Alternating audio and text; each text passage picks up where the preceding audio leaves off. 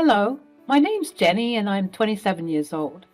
3 years ago, I married the most beautiful person I have ever met, Hugo. He's such a kind and compassionate goofball who makes me feel amazing every day. Unfortunately, the same cannot be said for his mother, Maria, aka my mother-in-law.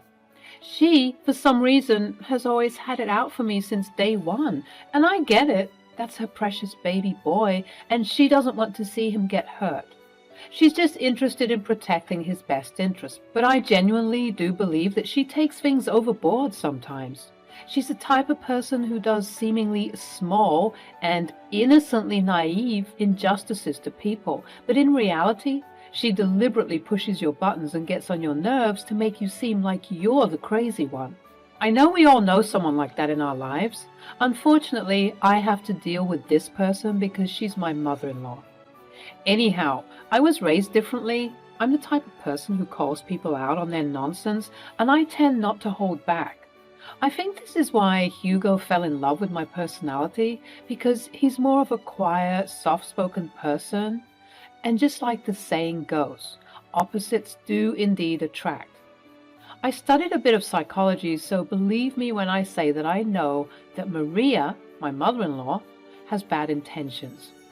I think both of our domineering personalities clash, which is probably why she said this the first time I met her. "Jenny, don't you think it's time to stop eating so much?" The whole table at the restaurant sucked in the air, daring not to speak. I was completely mortified, and I'm sure my pale complexion was a great indicator of how embarrassed and flushed I was. It was me, Hugo, who was my boyfriend at the time, Kyle, my father-in-law, and Maria at the table. Kyle was too stunned to speak, and he bowed his head as if he was sharing my embarrassment. Hugo was also feeling embarrassed, but he was also angry at his mother for saying that. He aptly berated her. "Really, Mom? That is such an awful thing to say. She can eat as much as she wants to." Oh, no, sweetie. I didn't mean any harm. I just wanted to look out for you, you know. I've noticed that you've been gaining a lot of weight. Hugo has been showing me your photos from when you were younger, and you looked so much better then. Not like now. But I don't mean to be offensive, sweetheart. I'm just trying to give you some advice. I tried my best to remain calm as I didn't want to cause a scene, but my embarrassment quickly started to turn into irritation. Nonetheless, because this was my first time meeting the family and I wanted to make a lasting impression, because I absolutely adored Hugo, for the first time in a long time, I held my tongue. I just smiled at her politely and thanked her for the unsolicited advice. Situations like that grew in frequency and strength as we got to know each other more. I genuinely believed that the taunting would stop at some point after she had determined that I was good for her son, but it only appeared to be getting worse. I was beginning to get along fine with my father-in-law, Kyle, who is the sweetest man on earth. I see where Hugo gets it from.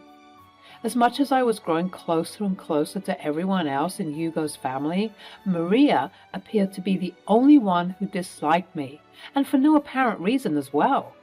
I even got introduced to Jack, who is Hugo's childhood friend. They grew up together.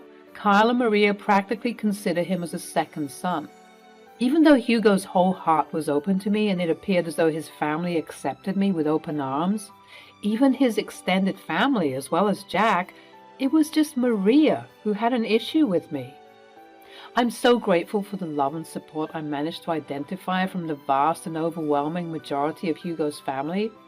I received this love and support up until my wedding day, where my mother-in-law, of course, tried to do something conniving to get me to look bad. On my special day, she made it a point to be as bothersome and as ridiculous as she could be. Honestly, she was acting like a bridezilla. No, her hair is supposed to be in an updo, just like how I did on my wedding day. I appreciate the help, Maria, but I want my hair to look like this. I don't think so. You look so ugly. The bridal party gasped. But unfortunately, I was used to this, so it wasn't surprising. She quickly tried to rectify her mistake. Oh, no, darling, no. I just mean that you can look so much better than you do now. And I would just like to say that I see a lot of myself in Jenny. She is such a bright young woman, and even though I looked much better than she did at her age, I would like to say that she is beautiful in her way. Although my father-in-law managed to get my mother-in-law to stop her ruthless antics on the day, the pain and bitterness I felt remained. This was not in my nature, to remain silent and unresponsive. I was losing my firecracker energy. This woman was slowly draining me, and it had to be put to an end. Fast forward 3 years to where the events of today's story take place. We were all sitting at the dining table of Hugo's childhood home, and where his parents still live, on a Sunday night. My mother-in-law had ever so graciously invited us over, including Jack, meaning that it must have been something important she wanted to tell us all. Although I had my suspicions about her randomly making this dinner plan, which later on were affirmed, it was a pleasant surprise. At some point the ball dropped, and this is the beginning of what turned out to be a very messy series of events. My mother-in-law started to garner everyone's attention as she had an important announcement to make. She pulled out a paper and started reading it. Attention everyone, I have an announcement to make because you all know my birthday's coming up. And so I wanted to let you know what I've been planning for the very special day. I've decided that we're going to take a trip to Hawaii. The paper was a confirmation of the Hawaii trip. That sounds fantastic. What?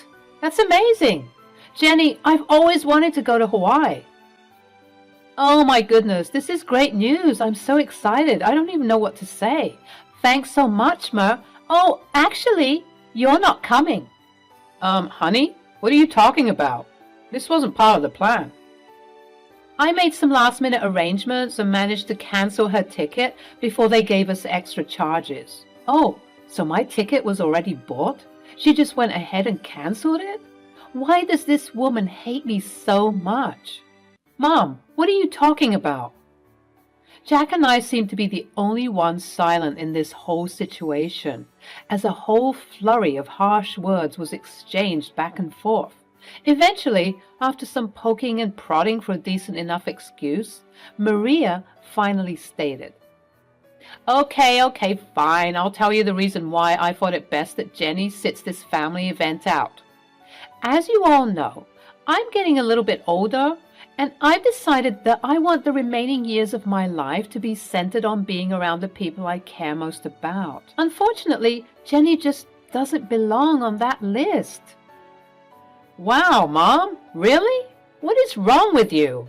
Nothing is wrong with me. Don't you dare disrespect me. I'm just saying that. Well, you know, Jenny can't be considered part of our family, since she's not related by blood. Well, by that logic, then Jack shouldn't be able to go either, right? Since he isn't technically family, as you're stating. But we all know that's preposterous, and he is part of the family, and ever since Hugo and Jenny got married, that means she is part of the family. Well, obviously with Jack it's different. You know that he's just so precious, and he's our sweet baby angel. He's always been here, but Jenny hasn't. So that's why I'm just not comfortable with her coming on the trip, and it's my birthday, so I get to decide whatever we want. Come on, Jenny, we're leaving at once. No. The way that I firmly said no commanded all of the attention in the room, including my antagonist, who was trying to stifle a smile this entire time. But at that moment, she wiped it off her face. Maria, you've made it clear since the beginning that you do not like me. And every day for the past 3 years, I have endured your insufferableness. You think we all don't see how you act? You think that we all don't notice that you're a narcissist? Little girl, you better watch the way you speak to me. You are in my house, and not for long I'm not. I'm just about to leave, actually, but not before I say this. I turned to my loving husband, who was looking at his mother with angry eyes. Babe, I love you with my whole heart, and I have tried to endure this for such a long time, but I see now that your mother will never accept me into this family. No matter how hard I try, and no matter how many times I bite my tongue, she will always have a problem with me. You should go on this trip. You can't miss it. As much as your mother is crazy, she's still your mother, and you love her, and she loves you, so you have to go. Don't worry about me. I'll be fine. I then turned to my mother-in-law, whose mouth was agape because of what I just said. And as for you, unfortunately for you, I am in love with your son, and I am not going anywhere. You might think that you can push me away, but I will always be here. Even when you go to Hawaii, you will always be thinking about me because, if I'm being honest, I think you're obsessed with me. How dare you? I should slap you right now. I'm not finished. You are obsessed with me. You're obsessed with tearing me down, and I cannot even imagine why, when all I've done is shown you kindness and patience even when you didn't deserve it. But enough is enough. You don't want me to go to Hawaii with you. Fine. You don't think I'm part of the family. Fine. But I will always be here as long as I breathe. I will always be here for Hugo, Kyle, and even Jack, but never for you. At that moment, I realized that I finally shut her up. She left her mouth open as if she was searching for something to say. Anything to say, but her mind wouldn't let her. Finally, I managed to keep her quiet. I said goodbye to the rest of the family members, kissed my husband on the cheek, and began to walk out. Let me drive you home at least. I can't let you take a cab. Please don't worry about me, babe. I love you, and thank you so much for loving me, but I'll be fine. You have a trip to discuss. Okay, if you say you're fine, then I'll believe you. Oh, don't forget your purse. Right, my purse. I left in the kitchen once I arrived. At some point, though, Maria went into the kitchen, I think to catch her breath after the whole situation. After being berated like that, I too would have done something similar. What do you want? Don't worry about me, sweetheart. I'm just here to collect my things. Well, make it quick. I want you out of my house. I can't believe you said those things to me. With that, she quickly stormed out. She was filled with so much anger that she didn't even want to see me out the door. At that moment, I scoffed at her ridiculousness and reached for my purse, when I noticed a piece of paper next to it. My eyes glanced over it and noticed that it was Maria's handwriting. I believed at the time that it must have been a piece of paper detailing the itinerary for the trip. Because I was feeling slightly bitter about not going, I wanted to take a peek and see just how much fun I'd be missing out on. I grabbed it and began to read the paper. Dearest Jack, you know that you have always been like a son to me, and you know that I love you dearly. Oh, so this is a letter to Jack. Bit strange, but I guess it's thoughtful. For some reason, my curious eyes began to read further. And the love and care you have shown for me throughout the years will never be forgotten. I hate to admit it, but even when it comes to my son, Hugo, I feel as though the love we once shared is no longer there. Wait, what? Is she saying she loves Jack more than she loves Hugo? That simply couldn't be. I continued to read the paper, and with each new line, I got more astonished at what I was reading. I simply couldn't believe it. There was a lot to unpack, and even though it wasn't my place to read that letter, I'm really glad that I did. After reading the entirety of the letter, I began to pace in the kitchen, wondering what to do, and then it hit me. All of the people who needed to know about this letter's existence were all sitting in that room. If ever there was a time to act, it was now. I reread the letter one more time just to make sure that I wasn't crazy and imagining things, and just as I thought, yup, it was the same thing I read the first time. I waltzed out into the dining room to meet only 3 pairs of eyes looking back at me. Jenny, I am so sorry for what my wife is trying to put you through. Don't worry one bit. You will come with us to Hawaii as long as I'm around. She's just in a funk right now. But don't worry, I'll convince her to change her mind. I don't know what's gotten into her recently, but don't worry, I will change her mind, as I said. Kyle, Please don't worry about me, as I said. I'm fine. I'm more than fine, because I have found some interesting news that I need to share with everyone, and I especially need to share it with Hugo. Hugo and Jack's ears perked up. I saw the flash of worry that ran across Hugo's face. Perhaps he thought that this was too much for me to handle and that I wanted to ask for a divorce. Oftentimes, when I would complain about his mother to him, he'd agree with me and wonder how I managed to keep up with her nonsense for so long. I'd always tell him that it was because I loved him way too much to let him go, and that I'd go to hell and back for him. I noticed that wicked witch of the West wasn't around, so I asked, "Where is Maria? She needs to be here for this, too." "Oh, I mentioned earlier, she appears to be in a bit of a funk after you shouted at her. She said she got a mild headache and wanted to nurse it with a nap upstairs. She won't be down for a while.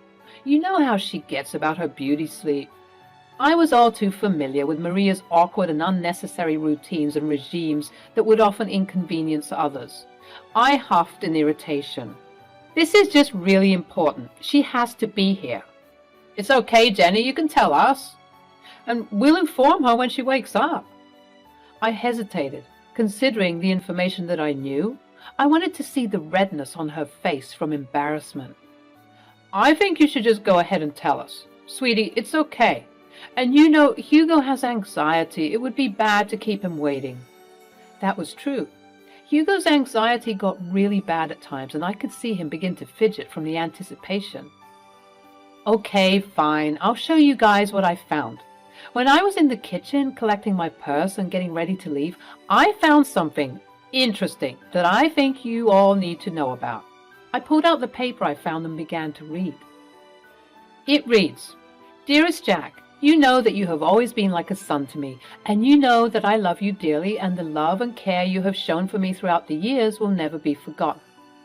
I hate to admit it, but even when it comes to my son, Hugo, I feel as though the love we once shared is no longer there."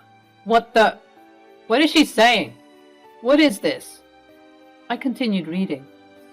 "Hugo, I just don't see eye to eye like we used to, and honestly, I think it's because of Jenny. Ever since he married that girl, he no longer has time for me. He doesn't love me, and therefore I don't think I love him. I love you, and you are my son.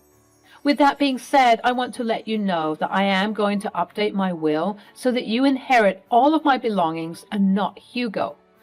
I know it might hurt him, but honestly, at this point, I don't care. It's that wretched Jenny girl. She's the one who has poisoned my love for him. I hope you received this letter well. The reason why I didn't want to approach you about it in person is that, and it pains me to admit this, I couldn't risk seeing the rejection on your face. I know you love Hugo like he's your brother, and most likely you won't approve, but I don't care.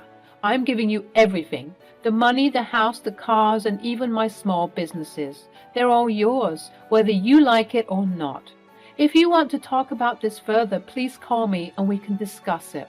I look forward to hearing your response. I will love you forever and always, your second mom." I finally looked up from reading the letter, and I was met with a flurry of mixed emotions. Kyle looked like he was going to cry. Jack looked stunned, but Hugo? Hugo looked like he was going to murder someone. "I can't believe she said all those things. Is she being serious right now? So the reason why she's doing all of this is because of Jenny? She hates Jenny so much that she'd not include me in her will? Just to spite me and Jenny? She's officially lost her mind, you guys. I don't even know what to say. This has gone far enough. I've had it with this woman and her toxic behavior. What are we going to do?" At that moment, I had an idea. 1 week had gone by, and it was time for the designated Hawaii trip. Maria woke up and found a letter from her husband on her bedside table. It read, "Good morning, gorgeous. We decided to let you get some more beauty rest. Don't worry, your bags have all been packed. Just find us at the airport." Maria then got ready and headed to the airport, looking around frantically for the people with whom she was meant to go on this birthday trip. She tried calling them, but they all wouldn't answer. She assumed that they were already on the plane and therefore couldn't answer her call. She rushed frantically and boarded her flight, hoping to just meet them once they landed in Hawaii. She endured the 12-hour flight, and once she boarded, she video called Kyle. "Hello?" "Kyle, where the hell are you guys? I woke up late and saw your note," which was a cute idea if I hadn't woken up so late. "I got to the airport and tried calling you guys, but none of you were responding. I just assumed that you already boarded. But it doesn't matter now because now we're in Hawaii. How amazing! Tell me where you are so we can meet up and let the festivities begin." "That won't be happening, Maria." What do you mean? Tell me where you are." "I'm at home." "What?" "You heard me. I'm at home. We're all at home. Say hi, everyone."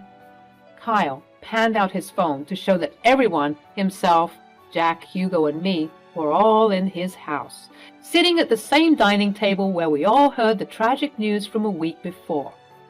"What do you mean? Why are you at home?" "You see, Maria, Jenny brought some interesting information to our attention a week ago, and ever since then we decided that we'd much rather spend our time in boring old Florida with her than anywhere else with you." Maria gasped. "You think we wouldn't find out?" "Find out what, my baby?" "Oh, don't you baby me. You were really gonna cut me out of the will, Mom." Who? How did you even find out about that?" "Oh, that wretched girl that you hate so much. Jenny found your stupid letter in the kitchen." "I don't know what you're talking about." "Maria, lying right now is only adding more nails to the coffin." "Jack, tell them. You gotta believe me. I did nothing of the sort." "We all read the letter, Maria. The gig is up." But I didn't do anything. Jenny is making everything up." "Oh, am I? You are so pathetic. It actually makes me sick. We all know what you said and what you tried to do. Thank God I was nosy enough to read the whole thing." "Hugo, Kyle, please." "No, Maria, enough is enough. You're done. You don't get to say anything else. You messed up big time. Your hatred has caused you to be blind. Now you have to suffer the consequences of being alone on your birthday because of what you've done. I hope you can use this time in Hawaii to reflect on your actions." "But I'll be alone. It won't be fun." "Maybe people would like to hang out with you more if you weren't such a raging witch. Have fun." And with that, Kyle hung up the phone. We all let out a sigh of relief, and I was the first person to start laughing. Eventually, Hugo joined in, and before we knew it, we were all bursting with laughing and cackling at the dining table, just laughing at how crazy the situation was. The look on her face once she realized the gig was up was hilarious. Her face turned pale. All the blood drained from her face, and I could tell that that was the first time in a long time that she felt embarrassed. Maria had to spend her vacation alone, oftentimes calling Kyle to see if he at least would come and join her, because canceling the reservations she made would be expensive. But every time he kept denying it. He said that when she comes back, they were going to have to implement some ground rules that were to be followed if she still wanted to be married to him. Maria began to be very apologetic and frantic, a complete 180 from what she normally acted like, which was honestly surprising. Hugo also mentioned that if Maria still wanted to be in his life, she had to drastically change her attitude. Otherwise, he was ready to walk out of her life forever. Their relationship is still rocky, and Hugo said that if Maria ever disrespected him ever again, even if it's the smallest snide remark she could make, he would cut her off completely, the same way that she was planning on cutting him off.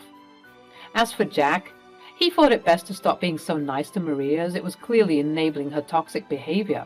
So not only did Maria end up spending a miserable time in a beautiful place, but she also risked losing the 3 most important people in her life. She now has very rocky relationships with all of them, and she has to change to be better. As for me, I messaged her and told her that I need time to see if I'm going to forgive her for all of her injustices, and she was apologizing and begging for me to talk some sense into the men in her life. I obviously refused, stating that this is the bed she made for herself, and now she has to lay in it. And even to this day, Maria is still trying to mend the very broken relationships that she caused. I just hope that she learned her lesson.